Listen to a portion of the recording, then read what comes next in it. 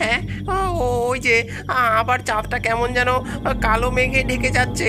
তার মানে আজ আবার ওই রাক্ষসে কাকের দল আকাশের বুক থেকে নেমে আসবে। হায় রে খোকা, আমাদের বাড়ির আশেপাশে তো এই রাতে কাউকে পাবো না। হে ঈশ্বর, আর কতদিন আমরা এভাবে নিজেদের বাচ্চাদের হারাবার ভয় দিন গুনবো। জানলার সামনে দাঁড়িয়ে পাঁচু ওর ছোট্ট শিশুটিকে বুকে জড়িয়ে এগুলো ভাবছিল। আর ঠিক সেই সময় ওই ঘরের দরজা খুলে একটা বিশাল ডানাওয়ালা রাক্ষসে কাক ভেতরে প্রবেশ করলো। হ্যাঁ, কে কে তুমি? আমাদের দিকে এভাবে এগোবে না, দাঁড়াও দাঁড়াও বলছি।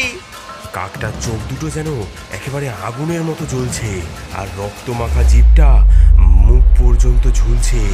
তার মানুষের মতো হাত পা থাকলেও নখগুলো যেন পিশাচের মতো বীভৎস আর ভয়ানক রকমের দেখতে, এবং ঠোঁটটিও অসম্ভব ছুঁচল। যদি নিজের ভালো চাস তবে এই বাচ্চাটা আমার হাতে তুলে দে। না, এ আমার ছেলে, ওকে আমি কিছুতেই আমার কোল ছাড়া করবো না। চলে যাও তুমি, বাঁচাও, কে আছো, বাঁচাও। ওকে আমার রাজ্যে নিয়ে যেতে হবে, দিয়ে দে। ও আজ থেকে আমাদের একজন হয়ে উঠবে। না না, বাঁচাও, কে আছো, কে আছো, দয়া করে বাঁচাও। আমার ছেলেকে নিয়ে যাচ্ছে, বাঁচাও। পাঁচু চিৎকার শুনে আশেপাশে সকলেই কেঁপে উঠল, কিন্তু কেউ নিজের ঘর থেকে বাইরে বেরোনোর সাহস করতে পারল না।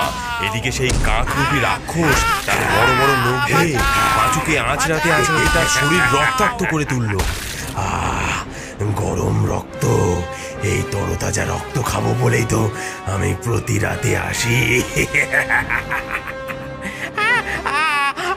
ছাড়ো ছাড়ো। এই দিলাম আমার দাঁত বসিয়ে, এবার দেখি কিভাবে তুই বেঁচে থাকিস। পাঁচু একটা সময় ছটফট করতে করতে প্রাণ হারায়, আর সেই কাক ওর বাচ্চাকে চুরি করে সেখান থেকে চলে যায়। সেই গ্রামেরই পশ্চিম প্রান্তে বাস করত এক থুরথুরে ডাইনি। উফ, দিন দিন আমার চুলগুলো একেবারে উস্কো খুস্কো হয়ে যাচ্ছে। চোখগুলো আগে কত গাঢ় বাদামি রঙের ছিল, এখন তো সেটাও ধূসর হয়ে যাচ্ছে। যাক, এখন তো রাতের খাবারের সময় হয়ে গেছে, সময় মতো নিজের যত্ন নিতে হবে। কিন্তু আজ আমি কি খাই? এক কাজ করি, আমার জাদুমণি বলের সামনে গিয়ে জিজ্ঞেস করে আসি।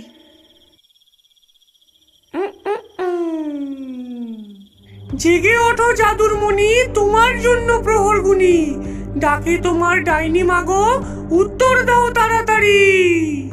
ডাইনির মন্ত্রোচ্চারণ শেষ হতেই জাদুমণি থেকে একটি সুন্দর গোলাপি জ্যোতি ঘরময় ছিটকে পড়ল, আর সেখান থেকে আওয়াজ এলো, অনেক কাল ঘুমিয়েছিলাম, চুপ, জাগালে কেন? বলো সঠিক রূপ, তোমার ইচ্ছে বলো আমার কানে, মন্ত্রে পূর্ণ হবে তা অজ্ঞানে।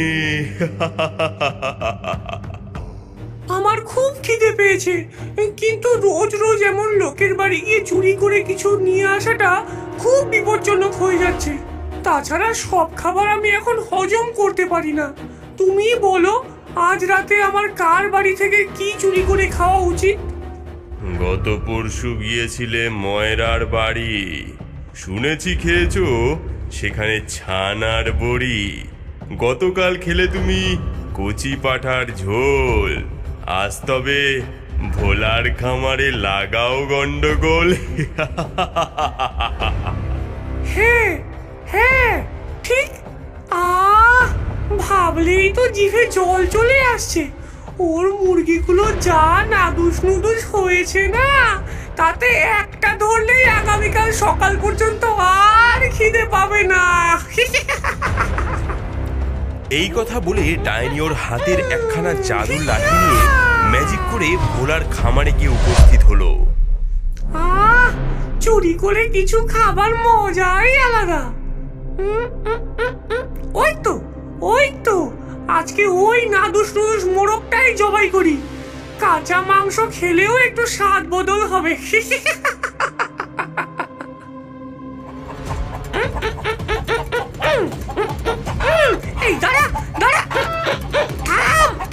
বলছি। উফ, এই বয়সে এসে কি এত দৌড়তে ভালো লাগে? এই তো গলাটা ধরতে পেরেছি, এবার তোকে আমার পেটে চালান করে দি।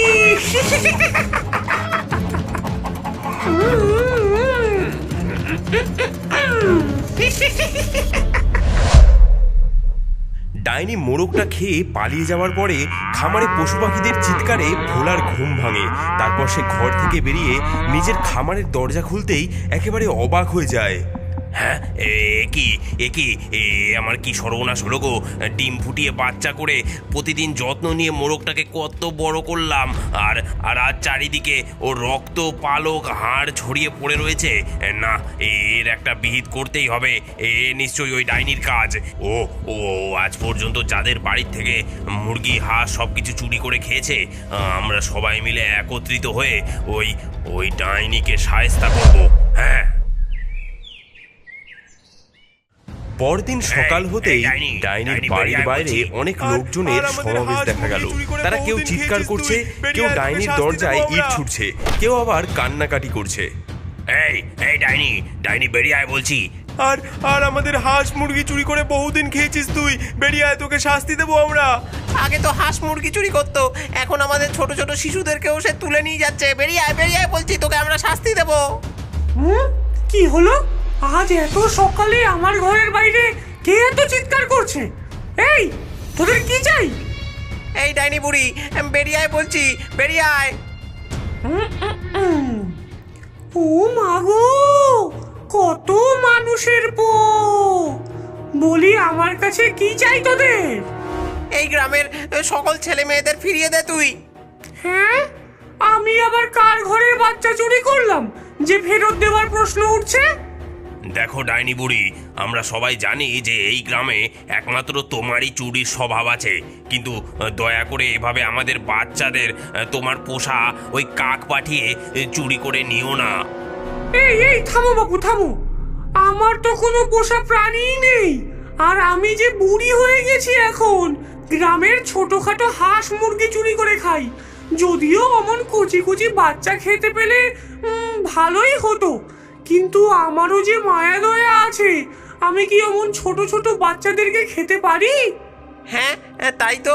ডাইনি তো এই কুড়ে ঘরে একাই থাকে, ওর তো কোনো পোষা জন্তু নেই। তাহলে বাচ্চা চুরি করে নিয়ে পালানোটাকে? হ্যাঁ, তুমি ভুল করছো। ওই ডাইনি সব জানে, এটা ওই ডাইনিরই চালাকি। না দাদা, আমি নিজের চোখে দেখেছি। একটা বিশাল রাক্ষুসে কাক এসে আমার পাশ থেকে আমার মেয়েকে জোর করে তুলে নিয়ে গিয়েছিল। আমি আটকাতে গেছিলাম, কিন্তু ততক্ষণে ও ডানা ঝাপটে উড়ে গেছে। আর মতির ছেলেকেও বোধহয় চুরি করতে গিয়েছিল। তারপর মতি মাঝখানে বাধা দিয়েছিল বলে ওর গলায় দুটো দাঁত বসিয়ে ওর রক্ত খেয়ে ওকে মেরে ফেলেছে। সকালবেলা আমরা যখন ওর দেহটা পাই, তখন সারা শরীরে একটা নীলচে ভাব হয়ে গিয়েছিল। ওই রাক্ষুসে কাক হয়তো অন্য কোনো জায়গা থেকে এসেছিল। যদি এটাই সত্যি হয়, তবে ওই রাক্ষসে শক্তির সাথে লড়াই করা মানুষের তো কম্য নয়। ওর ক্ষমতার সাথে সমান তালে লড়াই করতে একমাত্র এই ডাইনি বুড়ি পারবে। আর যদি এর অন্যথা হয়, তাহলে আমরা ধরে নেব যে ওই কাকগুলোকে এই ডাইনি বুড়ি পাঠিয়েছিল। হ্যাঁ, ঠিক আছে, তোরা নিশ্চিন্তে যে যার বাড়ি ফিরে যা। তোদের বাচ্চাদের ফিরিয়ে আনার দায়িত্ব এবার আমার। সকলেই শান্ত হয়ে ওই জায়গা ফাঁকা করে দেয়, আর ডাইনি নিজের ঘরে এসে জাদুমণিকে জিজ্ঞাসা করে।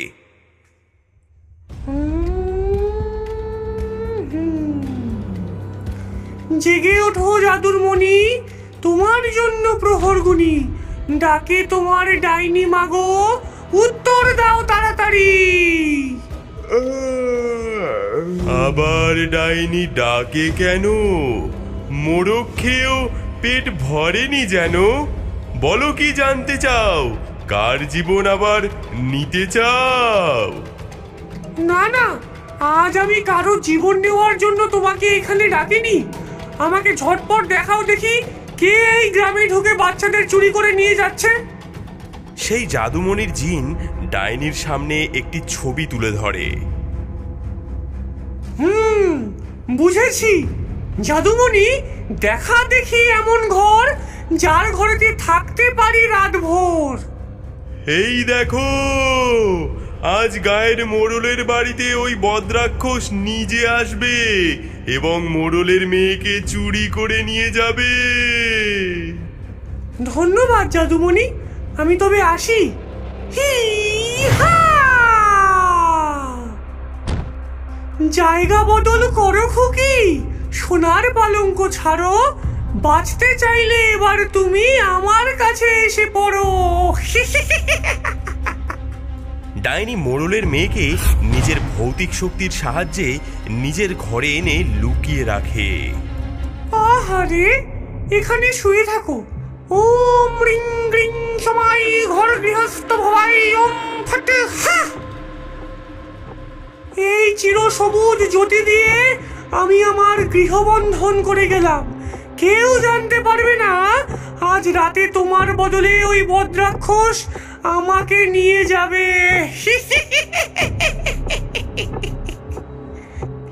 ওম ring ring ring ring ring ring ring হি হা! ডাইনি তুই নিজেই খুকি হয়ে যা। মন্ত্র পড়ার সাথে সাথেই ডাইনি নিজে একটি বাচ্চায় রূপান্তরিত হয়ে যায় এবং মোড়লের বাড়ির সোনার পালঙ্কে শুয়ে পড়ে। রাত নামলে সেই বদ্রাক্ষস এসে হামলা চালায়।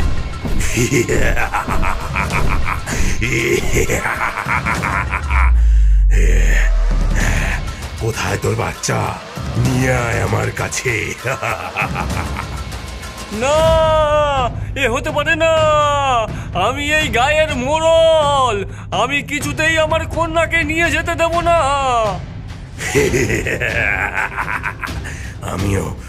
আমিও আমার রাজ্যের মহারাজ। তোর তো আনন্দিত হওয়া উচিত। এই প্রথম আমি নিজে কাউকে নিতে এসেছি। এ তো তোর কন্যার সৌভাগ্য। না, ছেড়ে দাও, ছেড়ে দাও। অমন ছোট দুধের শিশুদের নিয়ে তোমরা কি করবে? আমাদের প্রজাবল বাড়াতে ওদের কাজে লাগবে। আমি কিছুতেই আমার মেয়েকে তোমার হাতে দেব না। বাঁচাও! হ্যাঁ, ওই তো উপরের তলা থেকে একটা বাচ্চার কান্নার শব্দ পাওয়া যাচ্ছে।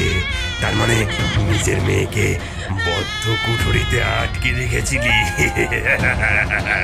কি ভেবেছিলি আমার হাত থেকে বাঁচানোর জন্য এটুকু প্রচেষ্টা সফল হবে? হ্যাঁ, কখনো না। সেই বদ্রাক্ষস সঙ্গে সঙ্গে ডানা ঝাপটে ঘর থেকে বাইরে বেরিয়ে আসে আর নিজের জাদুবল কাজে লাগিয়ে সেই দোতলার তালা বন্ধ করা ঘরের দরজা খুলে ভেতরে ঢুকে পড়ে। হ্যাঁ, এই তো সেই মায়াবী শিশু। এর রক্ত পেলেই তো আমার অভিযান সফল হবে। আমার বাচ্চাকে আমার কাছে দাও, চলে যাও, নয়তো আমি গায়ের লোক জড়ো করব। মোড়লের সাহস দেখে বদ্রাক্ষস রেগে গিয়ে মোড়লের বুকের উপর নিজের নখ চালিয়ে দেয়। হে ঈশ্বর, আমার কন্যাকে রক্ষা করো। আমার সাথে এভাবে কথা বলার দুঃসাহস কারণেই। এরপর বদ্রাক্ষস মোড়লকে একটা সজোরে ধাক্কা দিয়ে মেঝেতে ফেলে দেয় আর কন্যারূপী ডাইনিকে নিয়ে আকাশপথে যাত্রা করে নিজেদের রাজ্যে ফিরে আসে। ওই তো মহারাজ জয়ী হয়ে ফিরে এসেছেন। সবাই কোথায় আছো? তাড়াতাড়ি হাড়ের মালা নিয়ে এসো। রক্ত তিলক দিয়ে মহারাজাকে বরণ করে নিতে হবে। সব কাকেরা ছুটে এসে মহোৎসব শুরু করে দেয়। আমি তো খুব সহজেই এই মায়াবী মেয়েকে অধিকার করে ফেললাম, কিন্তু তোমাদের একে সব সময় নজরবন্দি করে রাখতে হবে। এই নাও, ধরো। যথাজ্ঞা মহারাজ। এবার আমি একটি বিশেষ কাজে বসবো, কিন্তু তোমাদের কাজ কত দূর? সুসংবাদ আছে মহারাজ, ধীরে ধীরে আপনার দুটি ঘোড়াই পূর্ণ হয়ে উঠেছে। ধীরে সুস্থে কাজ করলে চলবে না। আমাদের হাতে আর মাত্র 3 দিন সময় রয়েছে। আগত অমাবস্যার রাতই আমরা ওই মনুষ্য লোকের পৃথিবী দখল করব।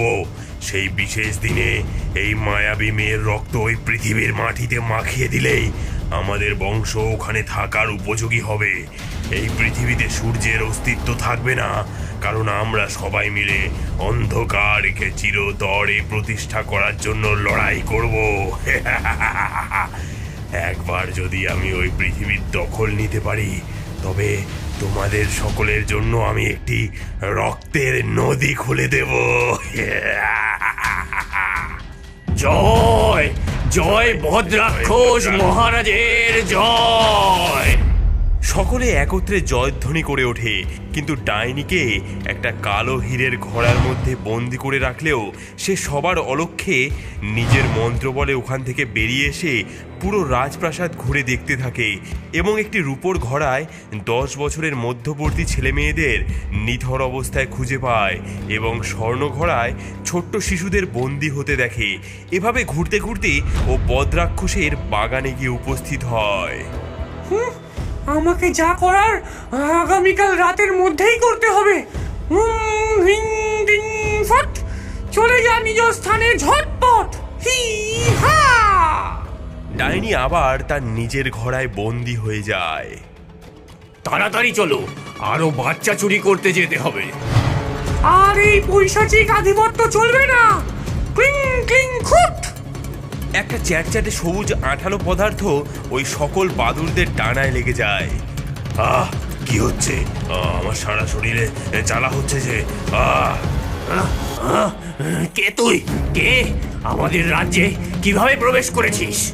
তোদের মূর্খ বদ্রাক্ষস মহারাজ মায়াবী কন্যা ভেবে যাকে সঙ্গে করে নিয়ে এসেছে সে আসলে আমি ছিলাম।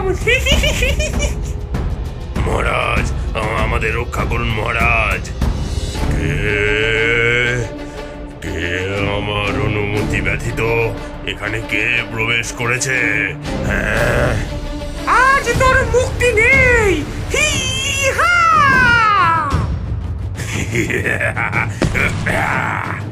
এসবে আমার কিচ্ছু হবে না, কিন্তু এই নে ফুসফিট পং কুটুম থা হি হা। একটা কালো জ্যোতি ডাইনিকে চারিদিক দিয়ে ঘিরে ফেলে। এ কি? আহ আহ আহ আমার কষ্ট হচ্ছে। আহ আহ আহ তবে রে এই নে হুম হুম হা।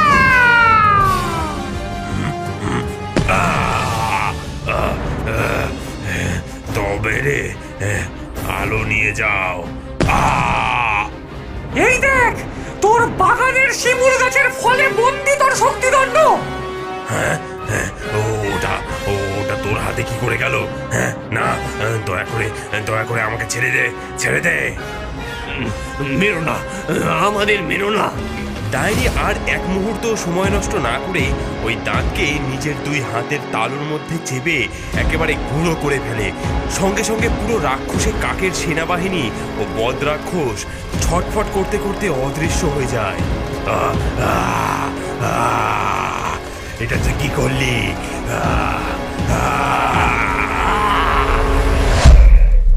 এবার আমারও ফেরার পালা। জেগে ওঠো সোনার কমল, চোখ মেলে চাও, মা বাবার বুকে তোমরা আবার ফিরে যাও। হি হা। ডাইনি সব বাচ্চাদের ঘুম ভাঙিয়ে ওদের একটা বলয়ের মধ্যে করে মানুষের পৃথিবীতে নিয়ে আসে। সে নিচে এসে দেখে গ্রামের সবাই ডাইনির জন্য ফুলের মালা, ডিম, মাছ এই সব কিছু নিয়ে উপস্থিত হয়ে আছে। এই তো ডাইনি ফিরে এসেছে। হ্যাঁ, ডাইনি ফিরে এসেছে। সবাই ডাইনিকে ফুলের মালা পরাও। আমার বাচ্চাকে ফিরিয়ে দাও ডাইনি, দাও। যাও বাছা, সকলে নিজের বাড়িতে ফিরে যাও। এই নাও, এই সব কিছু তোমার জন্য। তোমার ঋণ আমরা কোনোদিনও শোধ করতে পারবো না। এই সবাই বলো, ডাইনি তুমি যুগ যুগ জিও। ডাইনি যুগ যুগ জিও। ডাইনি যুগ যুগ জিও। তুমি আমাদের সুপার হিরো।